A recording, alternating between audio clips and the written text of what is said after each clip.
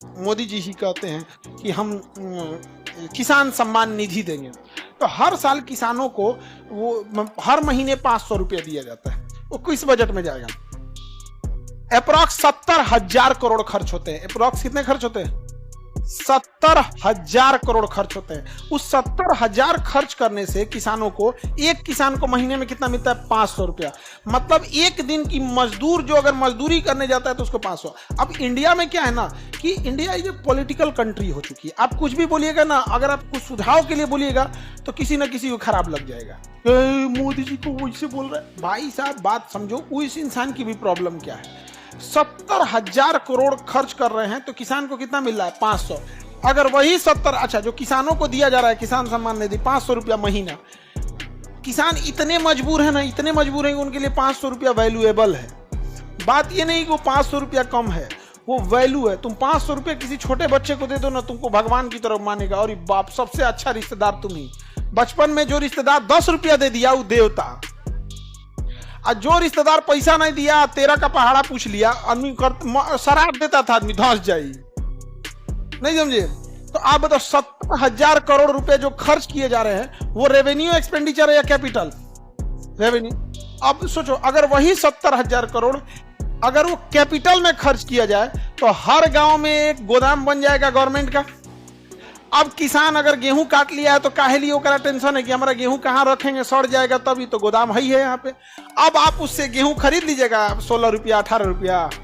अगर किसी किसान, आप में से ज्यादातर बच्चे किसान फैमिली से आते हैं, आप बताइए आपके गांव में, हर गांव में 2 तरह का गोदाम हो, एक ठंडा गोदाम हो, एक नॉर्मल गोदाम हो। अनाज आप ले जाकर रख दीजिए नॉर्मल गोदाम में। अब मजाल, अच्छा गेहूं जब तुम लोग कटिया करते होगे तो 18 रुपया एवरेज बेच देते हो। कटिया के टाइम 18 रुपया बिकता है कि नहीं? 16 रुपया है बाबू, 16।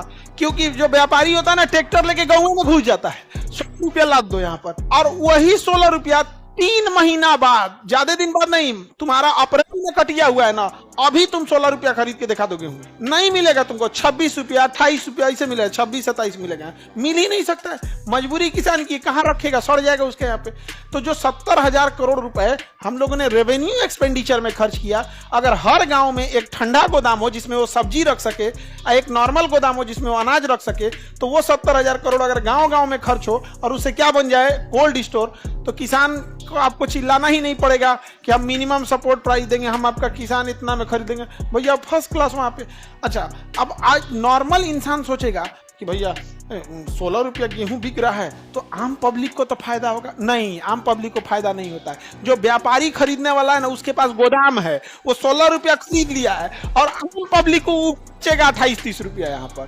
तो किसी पब्लिक को नहीं है, बीच का बिचौलिया जिसके पास गोदाम है, एक ट्रैक्टर रखा है, ले आ सकता है, वहां पे लेके खरीद के रख लेगा। नहीं रख लेगा, यहाँ पर गोडाउन रहेगा और प्रॉपर, उसमें बोरा भी रखने की जरूरत नहीं, वो पार्टीशन बन जाता है। अब हर गांव के हिसाब से बना देंगे तो गांव, जैसे इतना बड़ा गोदाम बन गया एक गांव में, इसको बांट दो, वार्ड नंबर 1 के लिए इतना, वार्ड नंबर 2 के लिए इतना, हो गया काम खत्म। 14 घंटा गोदाम का काम है, सुबह 6 बजे खुलेगा, रात में 8 बजे तक रहेगा। 7-7 घंटे के 2 शिफ्ट दे दो, उसी गांव के आदमी को नौकरी मिल जाएगा, कोई बूढ़ा आदमी को बैठा दो। तो बताइए, अगर रेवेन्यू एक्सपेंडिचर और कैपिटल एक्सपेंडिचर में अंतर समझ में आ रहा है? लेकिन अगर गवर्नमेंट कैपिटल एक्सपेंडिचर करती है तो पब्लिक भी उसी टाइप की है। हमरा का मिला, 500 रुपये बंद हो गया, तो कहेगा जा यार, तो नरेंद्र मोदी क्या करे? अब एज आप तुम ही सोचो, तुम ही नरेंद्र मोदी हो। अब कल्पना करके देखो, क्योंकि तो बात नहीं समझो, देखो हंसी मजाक के लिए नहीं, एक बार सोचो कि तुम्हारे कई उद्देश्यों में से एक प्राइम उद्देश्य ये भी है कि तुम्हें अगले साल चुनाव जीत के आना है। अब तुम्हारे पास 70,000 करोड़ है, तुम 70,000 करोड़ में पूरे हिंदुस्तान में तो गोदाम नहीं बना सकते हो, तुम्हें पार्ट बाई पार्ट बनाना पड़ेगा। आज इस स्टेट में दे देते हैं, कुछ इस स्टेट में, अच्छा भेदभाव भी नहीं कर सकते, एक के बार 70,000 करोड़ राजस्थान को दे दोगे, बाकी सब विपक्ष वाला बोलने लगेगा, फिर तुमको बटनी बांटना पड़ेगा उसमें थोड़ा थोड़ा थोड़ा करके, तो डाइल्यूट दिखेगा नहीं। अब आप बताओ, तुमको लोग अच्छा कहेंगे कि तुम 500-500 रुपया अकाउंट में दे देंगे, तो अब हो गया यहाँ पे। अब बताओ, नेता खराब की पब्लिक, गरियाते किसको हैं? नेता को। इसलिए मजबूर है नेता बेचारा, वो उसको पता है, हर नेता को पता है कि भाई हमको किस पे खर्च करना है, कैपिटल एक्सपेंडिचर।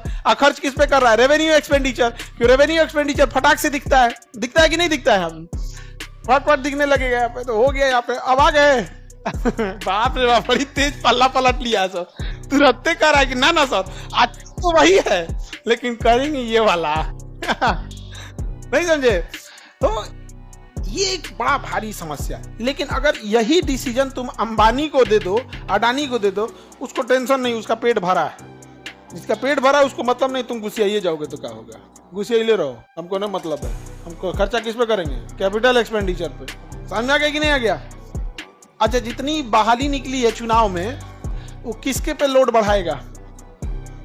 हाँ, रेवेन्यू एक्सपेंडिचर पे। अब इसी साल 4-5 लाख के आसपास वैकेंसी आ गई है। अभी फिर वो 24 से घट के कहाँ चल जाएगा? 18। आइए चल जाएगा 82% पे रेवेन्यू एक्सपेंडिचर, 82। अब रेवेन्यू एक्सपेंडिचर पे 82 आएगा। बिहार की हालत समझो, बिहार को हर साल जाता है 2.5 लाख करोड़। कितना मिलता है? 2.5 लाख करोड़, अप्रोक्स इतना ही मिलता है। इसमें से 2 लाख करोड़, कितना? 2 लाख करोड़ किसमें चल जाता है? रेवेन्यू में। आपके पास बिहार के विकास के लिए बचा कितना? 50,000 करोड़। 2.5 लाख करोड़ में से 5 लाख करोड़ बच जाएगा। या दादा, 50,000 करोड़। कितना बचा? 50,000 करोड़। अब एक स्टेट के लिए 50,000 करोड़ का मतलब क्या होता है? 5500 करोड़। 5,000 करोड़ का तो एक पीएमसीएच बन रहा है। वैसन वैसन 10 गो बनेगा, 10 गो हॉस्पिटल में खत्म ही। वैसन वैसन 10 गो हॉस्पिटल में खत्म पूरा स्टेट का। अब अगले साल देखते रहेगा। इसलिए नीतीश कुमार बटनी बांटते हैं, भाई लो 1000 करोड़ तुम भी पुलवा चालू करो, बनेगा ना जी। पहले ये सब था, इससे पहले कितना अच्छा हो गया इसे। आदमी क्या करे भाई, ये कहना 10 बीमार यहाँ पे। अच्छा स्टूडेंट, अब तो आप लोग बड़ा पढ़ लिए, इकोनॉमी समझदार हो गए। अब बताओ, तुम मुख्यमंत्री की कुर्सी पे बैठोगे तो बताओ बबुआ, तुम्हारे हर उद्देश्यों में एक प्राइम उद्देश्य ये रहेगा कि नहीं कि अगली बार तुम्हें आना है। अब तुम चाह के भी कैपिटल एक्सपेंडिचर बढ़ाओगे, और वो भी बिहार जैसन स्टेट में। बिहार जैसन स्टेट में नीतीश कुमार ने यहाँ 6,000 करोड़ का विदुपुर पुल बनाया है। यहाँ पे वो दियारा में डूब जाता था, राघो विदुपुर कच्ची दरगाह पुल बनाया। यहाँ ना आप गाय घाट से इस जिस जगह से 10 किलोमीटर दूर है, ज्यादा दूर नहीं है, दीदारगंज। वहां पटना वहीं से शुरू होता था पहले पटना। अब तो पटना इतना बड़ा हो गया एक्सपेंड, तो वहां से उसके लोगों को जाने में ना नाव से जाना होता था। लोग अपनी बेटियों का बियाह नहीं करते थे वहां की कार दो हजी तो बाढ़ में। अब वहां पुल बना दिया नीतीश कुमार ने, तो बताइए पुल किस में आएगा? Capital expenditure. तो मीडिया वाला वहां के लोगों से जाके बाइट लिया कि नीतीश कुमार ने 6,000 करोड़ का पुल बनाया, 6 लेन पुल बनाया, निकल जाएगा यहाँ से यहाँ तक, आप लोगों को दिक्कत नहीं हो। तो आप क्या कहना चाहेंगे? तो ए पे तो सब चलतो, हमरा का मिल लो, मतलब इस पे तो सब जाएगा, मिला। ओ भाई साहब, तुम दिन भर गरियाओं के विकास क्यों नहीं हो रहा है? वो एक्सपेंडिचर दिया तो तुम कहो रेवेन्यू एक्सपेंडिचर काहे नहीं किया? यहाँ पे लो, अब बोलो, समझ में नहीं आ गया? तो पागल तुम जब इस चीजों को समझोगे। इसके लिए क्या चाहिए? एकदम स्ट्रिक्ट इंसान। तो अब हम आपसे ये चीजें कह भी सकते हैं क्योंकि आप पढ़े लिखे हैं। कई बार क्या होता है ना कि आप चीजों को जो नहीं पढ़ा है उसको ना, आप देखिएगा, उसको ना सामूहिकता से मतलब नहीं होती।